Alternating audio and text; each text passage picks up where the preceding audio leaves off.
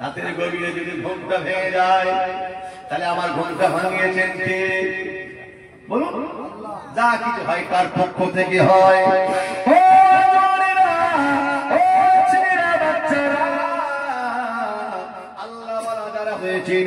রাতের গভীরে দিলারায় নির্জনে রাতের বেলায় দিলারায় নির্জনে রাতের বেলায় আল্লাহকে ডেকে ডেকে ডেকে ডেকে ইবাদত করে করে নামাজ পড়ে পড়ে আল্লাহকে তারা পেয়েছিলেন। একবার জোরে বলে আরামের সঙ্গে কি আল্লাহকে পাওয়া যায়?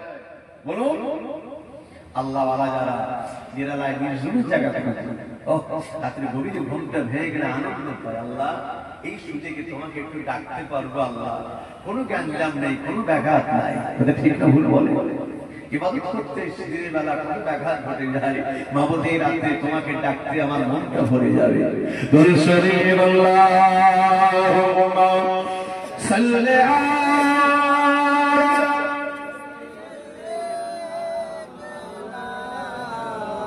এতগুলো মানুষ আওয়াজ যা হচ্ছে মনে হচ্ছে রাত 3টে বাজে। আপনি সন্ধ্যা মনে করে পড়েন না? আল্লাহুম্মা সাল্লি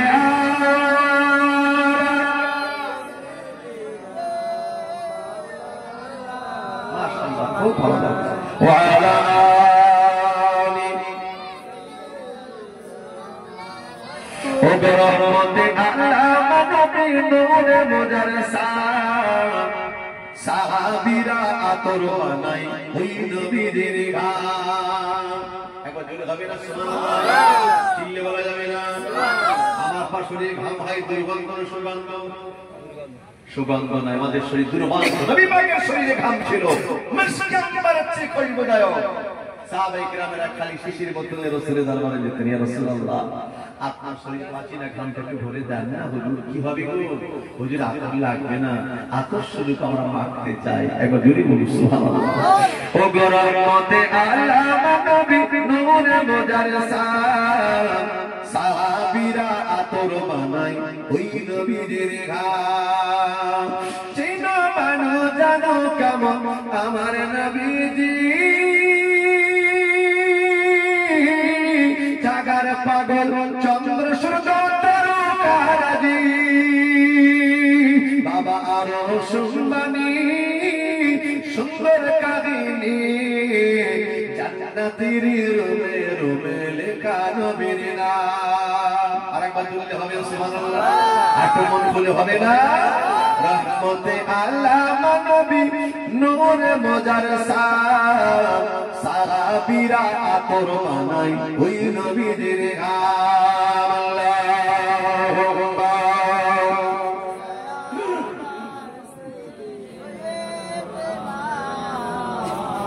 খুমাতে আলা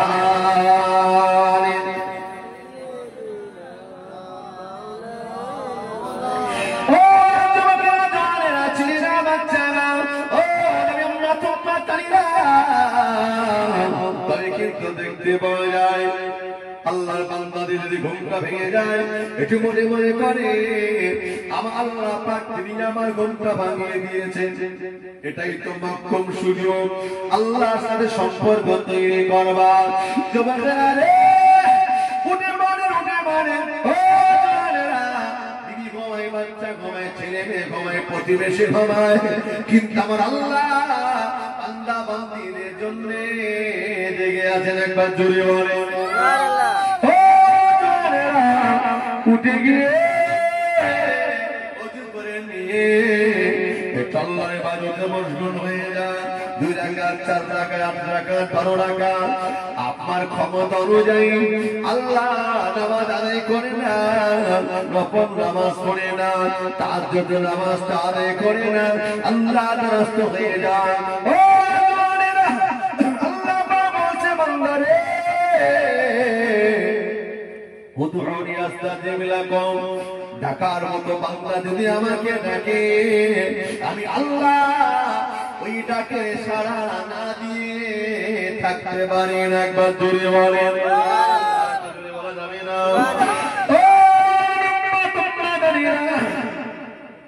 ও যুবকেরা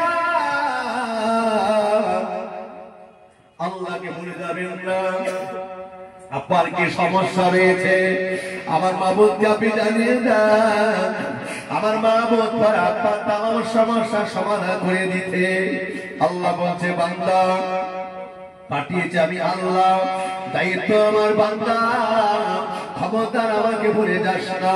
বান্দা বাপে ওনার দাঁড়িয়ে রয়েছে আমাকে বলো আমি আল্লাহ বান্দা তোমাদের চাওয়াটাকে পুরো করতে পারি। একবার জোরে বলেন মালিকটাকে একটু জোরে বলেন। রুজির মালিক কে? আমার আল্লাহ। এরপরে বান্দা মনে করে আমি চাষাবাদ করি বলি তো ফসল পাই, আমি ব্যবসা করি বলে ইনকাম হয়, দিন মজুরি করি বলে ইনকাম হয়, তবে তো সংসার চলে। কিন্তু যদি আল্লাহ চাষাবাদ না যায়, দোকান আছে কিন্তু বেচাকেনা যদি বন্ধ করে দেয় আল্লাহ, ইনকাম হবে তো? আর ভাবছেন আমি দিন মজুরি করে খাই, আল্লাহ যদি শরীরে বেশিরা এরাম দিয়ে দেয়, ইনকাম করতে পারবে না? পারবেন না। অতএব আল্লাহ বলেছে বান্দা আল্লাহু খায়রুর রাযিকিন, কোরআন শরীফের সূরা জুমআ, বান্দা রুজির মালিক আমি আল্লাহ। একবার জোরে বলি সুবহানাল্লাহ। আল্লাহ কতগুলো মখলুকাত পাঠিয়েছেন? কম বেশি 18,000। আচ্ছা এর ভিতরে উপার্জন চাকরি বাকরি ব্যবসা বাণিজ্য দিন মজুরি করে কারা বলুন? মানব জাতি। আচ্ছা বাকি মখলুক চাকরি করে ব্যবসা বাণিজ্য কিছু করে টরে নাকি? বাকি মখলুকগুলো এরপরে সব না কি মরে গেছে, ওদেরকে খাওয়াচ্ছেন কে? আমার আল্লাহ। ওই আল্লাহকে না খাইয়ে রাখবেন বলুন? কখনো নয়। তারপরে বান্দা সুদের কারবার, তারপরে বান্দা ঘুষের টাকা নাই, তারপরে বান্দা লোনের টাকা নাই, এরপরে বান্দা পণের টাকা নাই।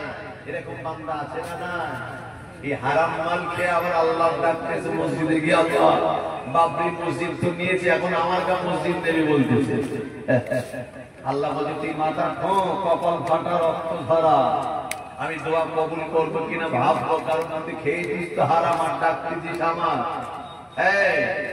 একটু হালাল খা আর আমাকে ডাক, আমি হালাল করে দোয়াকে কবুল করি, হারাম করে নয়। কথা ঠিক না ভুল বলে বাবাজি আমার? চারিদিক যেদিকে তাকাবে রবিওয়ালা, দাড়িওয়ালা, তসবিওয়ালা, কিন্তু ইমান আলা আর মুসলমান দুটো এক না আলাদা। ইমান আলা আলাদা। যাকে মরে যাবে হারাম খাবো না, যা হয়ে যাবে যাবে, জীবনে মিথ্যা বলবো না, জীবন যাই হয়ে যা চুগলখড়ি করবো না, আমার দ্বারা কার ক্ষতি হোক এটা আমি চাই না। এর নাম প্রকৃত মুমিন। এই মুমিন হতে গেলে কি জীবনে সবকিছু ত্যাগ স্বীকারের দরকার আছে না? না।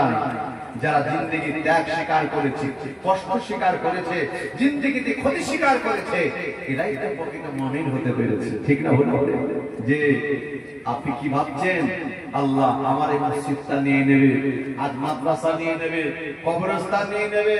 আল্লাহ কোথায় শোনো বান্দা তুমি মুমিন হও, আল্লাহর কাছে চাও, প্রতিবাদ করো। নিশ্চয় বিপদ দিয়েছেন আল্লাহ, ওই বিপদ থেকে বাঁচাবার মালিক কে? আল্লাহ। আপনি আল্লাহকে ভুলে যাচ্ছেন, তাই তো খোদাই গজব নাযিল হচ্ছে। এক কথাই বান্দা যখন আল্লাহ ভরা হবে, কোরআন ভরা হবে, নবী ভরা হবে, ইসলাম ভরা হবে, তাদের উপরে জালিম সরকার নির্বাচন করা হবে। এগুলো তো আমাদের কর্মের ফল। হ্যাঁ, মসজিদের দরজা খোলা আছে, কত আজান হয়ে গেল ঢুকি না, করোনার পিরিয়ডে জায়গা নেই। এই তো আমরা মুসলমান। ঠিক না? বলে করোনার পিরিয়ডে মসজিদে জায়গা নেই, ইমাম দাঁড়াবে জায়গা নেই। আর এখন মসজিদ ফাঁকা, হাইয়ালা সলাই ইমাম দুজন মিলে সালা। আবার যেদিন আসবে বিপদ সেদিন দেখা যাবে। করোনা চলে গেল, আবার মসজিদ ফাঁকা হয়ে গেল। এখন এরা কিছু লোক বলে আল্লাহ তুমি বিপদ দিয়ে আমাদের ভয় দেখিয়েছো, রোগ দিয়ে আমরা কোনো নামাজ পড়ি তোমার লোভ দেখিয়েছি। নাউযুবিল্লাহ মিন যালিক।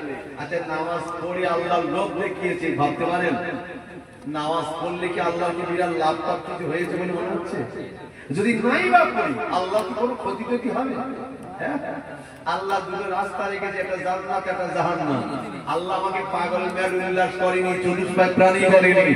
আল্লাহ বলছে বান্দা এই রাস্তায় গেলে জান্নাত, ওটা গেলে জাহান্নাম, কোন রাস্তা যাবে দায়িত্ব তোমার। ফেরেশতা পাঠাইনি কারো বাড়িতে ঘাট ধরে মসজিদে নিয়ে যাওয়ার জন্য। ঠিক না? বলে অতএব যাবেন কি না যাবেন দায়িত্ব এখন আপনার। আমি কেন এগুলো বলছি? আমার দায়িত্ব তাই। বাল্লিগু আন্নি ওয়ালাউ আয়া। আল্লাহর কোরআন বলছে তুমি যতটুকু জানো মানুষকে বোঝাও। আমি পারলে 2 ঘন্টায় লম্বা একটা ঘটনা বলে শেষ করে দিতে পারতাম, কেন কোরআন হাদিস এত করে বুঝিয়ে বলছি আপনাকে। কারণ আপনি যদি একটু হেদায়েত পেয়ে যান, শরীয়তের বিধান যদি আপনি মেনে না, আপনি যদি আমার কথায় নামাজি হয়ে যান, কিয়ামত আমি অন্তত একটু নাজাত পাবে আশা। কথা ঠিক না ভুল বলে? প্রিয় বাবু ভাইরা, এই জন্য বাহ্যিক বিভিন্ন আলোচনা করতে হয়। কেন? 5টা কথার ভিতরে একটা কথা যদি তার দিলে লেগে যায়। আমাদের দিল নিশ্চিত পাথরের মতো তো শক্ত নয়। টিউবওয়েল দেখেছেন, পানি নেওয়ার জন্য টেপা হয়, পানি নিয়ে চলে যায়, যেখানে পড়ে এক ফোঁটা করে পানি পড়ে না, পানি নিয়ে চলে যাওয়ার পরে তো পড়ে, 1 মিনিট হলেও তো পড়ে। যেখানে পানিটা পড়ে মেঝেটা দেখবেন পাথরের মতো শক্ত, সিমেন্ট বালি দিয়ে তৈরি করা, পাথরের মতো শক্ত হয়ে গেছে। ওই মেঝেতে এক ফোঁটা পানি পড়ে দেখবেন ওই জায়গাটা গর্ত হয়ে গেছে, যাই নাই? সামান্য পানির ফোঁটায় যদি ওই মেঝেটা যদি গর্ত হয়ে যায়, 5টা ভালো কথা বলতে বলতে আমার বিশ্বাস একটা কথা বান্দার দিলে লেগে যেতে পারে, ওইটাই তার জন্য হেদায়েতের একটা রাস্তা হয়ে যেতে পারে। এটাই উদ্দেশ্য। কথা কি বুঝলেন? প্রিয় বাবু ভাই, বোঝার চেষ্টা করুন, সময় খুব ভালো না।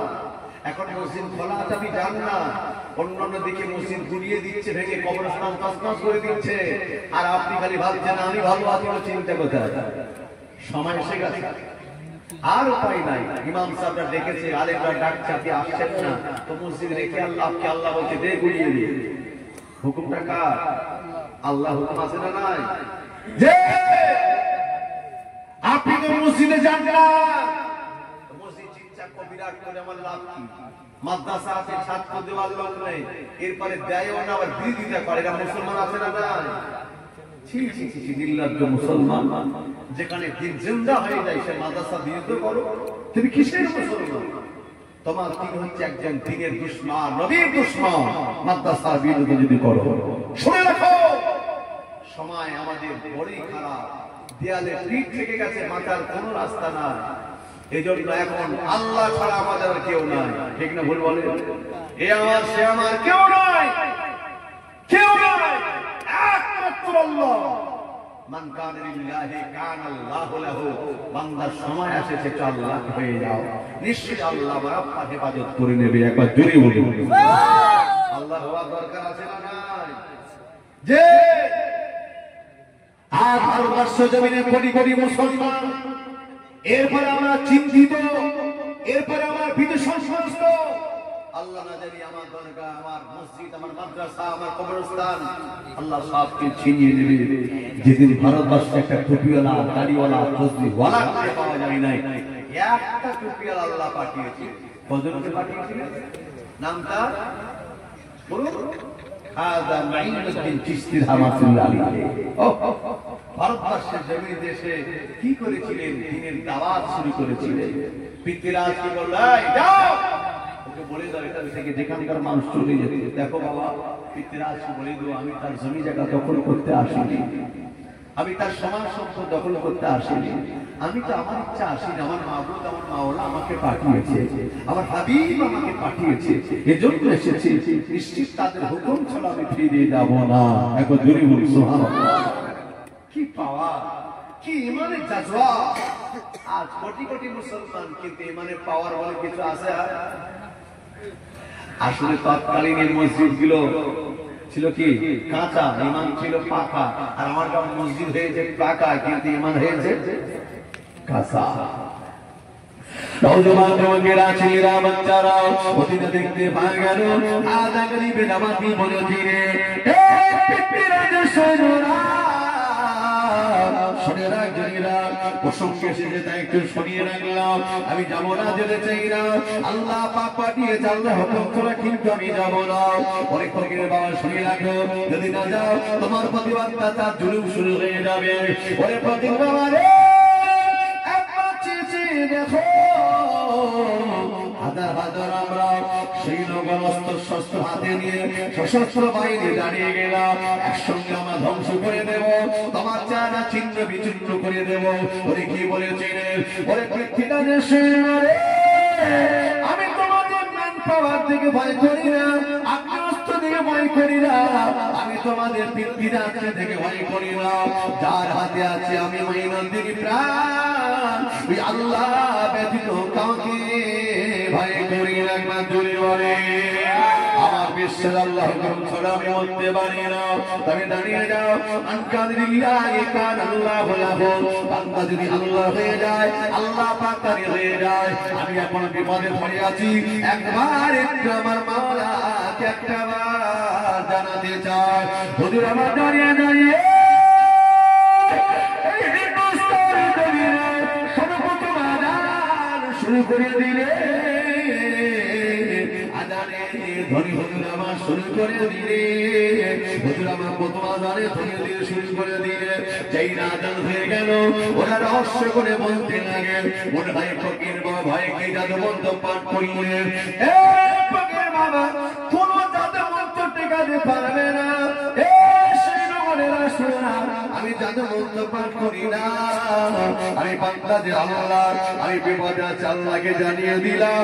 আযান দিয়ে বর্তমান সরকার বন্ধ করা হয়, আযান দিয়ে ঘর বাড়ি বন্ধ করা হয়।